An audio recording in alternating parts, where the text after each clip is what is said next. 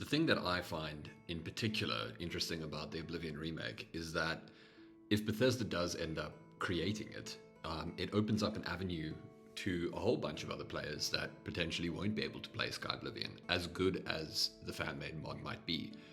For example, console players. Sky Oblivion is only really going to release on computer, and a lot of folks may not have access to computers. They may only be playing on consoles, and they'd be missing out on the entire Sky Oblivion experience unless they pay out the dosh to buy a computer. And very few folk would probably pay that much money just to play one particular game. So I think personally it's a good thing that potentially Bethesda is releasing a remake. At the moment, we only have, supposed leaks, hearsay, rumors. There's no official drop or anything that they've released yet. And I think the time to do that is getting rather close. Because the thing is, Sky Oblivion is moving along at a pretty rapid pace. And if it does drop before, the Oblivion remake does, it could just completely take the wind out of Bethesda's sails. It could be significantly better.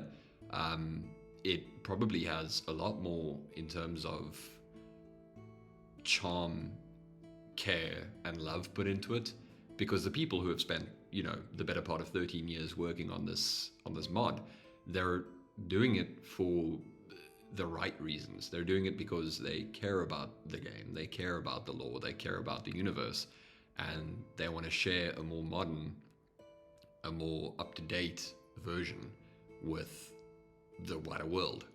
So the thing is, they've only got a certain amount of time, Bethesda that is, to release something if they hope to release it prior to Sky Oblivion coming out. And I think with it being an official port, it opens up the potential to mod support as well, which would be really good, because Sky Oblivion in and of itself is a mod. So I'm not terribly sure whether mods being released for that would firstly be a thing or if it would work. But I do know that Bethesda's got a real big hard on when it comes to releasing mod support for their games, because it's a type of monetization for the company sometimes. Obviously there would be free things as well, which is the proper meat and potatoes of the matter. But I do understand from a company point of view the value that it provides. I think that they've kind of doubled down on that, and as long as people are paying for it, there will be demand for it. People will do it, and Bethesda will keep releasing things because they've got to make money. And from their point of view, it's a very solid and viable route to do that. Another thing when it comes to it is that would also promote the longevity of the Oblivion remake. If new things are coming out, people are crafting quests, expanding on the map, new things to discover, new things to explore. It just enhances the replayability, the already innate replayability of the game. Oblivion, for me when I was younger, was a fantastic experience.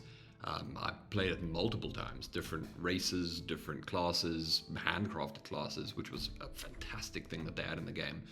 You'd mix and match things and see what works, and you could pretty much do whatever you wanted.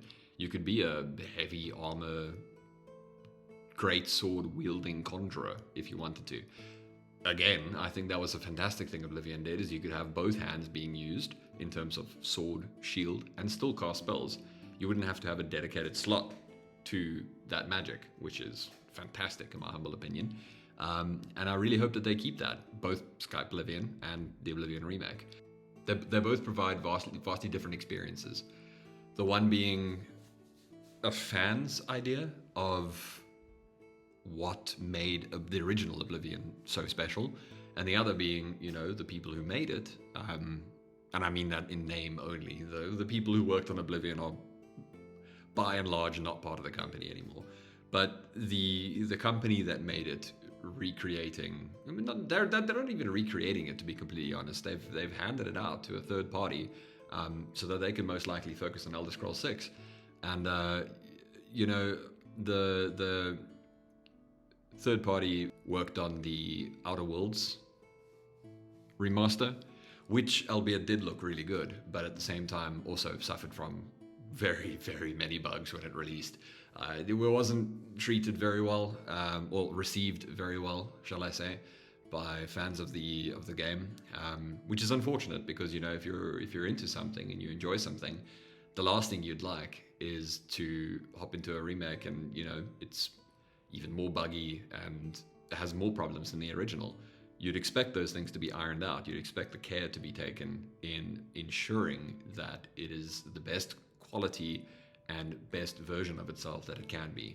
So I'm really hoping that lessons were learned when it came to the Outer Worlds remake, because again, it looks a hell of a lot better, and Oblivion is in much more need of a facelift than the Outer Worlds ever was. The original Outer Worlds looked very good. To be completely honest, I don't think it even needed a remake. I think it was fantastic as it was. It had a good gameplay loop, good RPG. I think it came out at a decent time as well, because during that period of time, for me at least, I was struggling to find something, along those lines that was interesting to play, and it filled that gap rather well. So I don't think it needed that facelift at the time. I think that time and effort could have been spent on something that was in more need of it. Case in point, Oblivion, maybe even Morrowind, Fallout 3, Fallout New Vegas. Again, Fallout New Vegas being Obsidian, though, could be a different story. But I just feel like there are a multitude of other games that could have received the same treatment, and it would have probably brought in more revenue. Case in point of them being the classics, the old games that people nowadays really look back at with rose-tinted glasses, and even though we wear the rose-tinted glasses, they're still fantastic.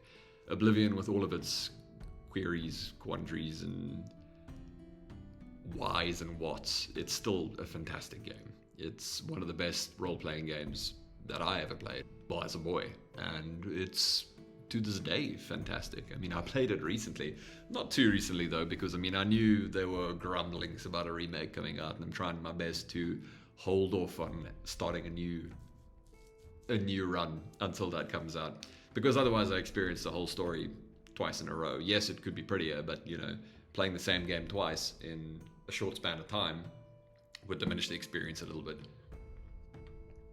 So all in all, I'm really hoping it turns out well for both of them.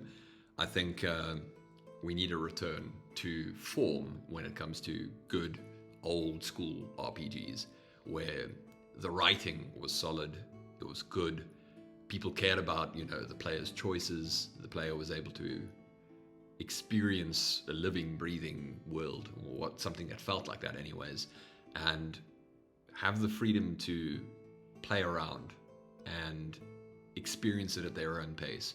You know exactly how it is. Like, if you've played Oblivion, or if you have another older game that you enjoyed, where you have the step out moment, and then you could follow your quest marker, you could go exactly where you were intended to go, but the thing is, unless you fast travel immediately to where you need to go, which you can do, and I'm certain there were people who did that, you could instead look on the horizon, see something that looks relatively interesting, and go and check it out.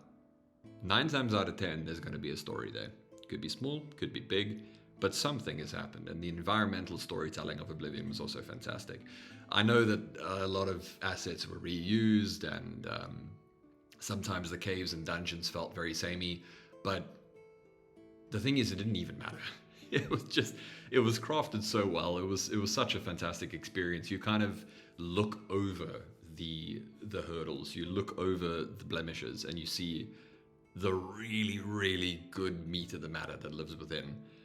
And I, for one, am very excited for both of these. I don't have a desktop computer. I have a console, so I won't be playing Sky Oblivion unless it does get a console release, which I doubt, or unless I get a desktop.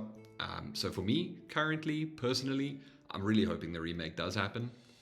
I don't expect it to be the same quality as Sky Oblivion is, but it does give me an avenue to experience a really old game that I have many fond memories of. So yeah, that's pretty much my inane ramblings of what I think about the Oblivion remake and the news behind it and the rumors and all that jazz. But yeah, that's it. Have a good one, guys.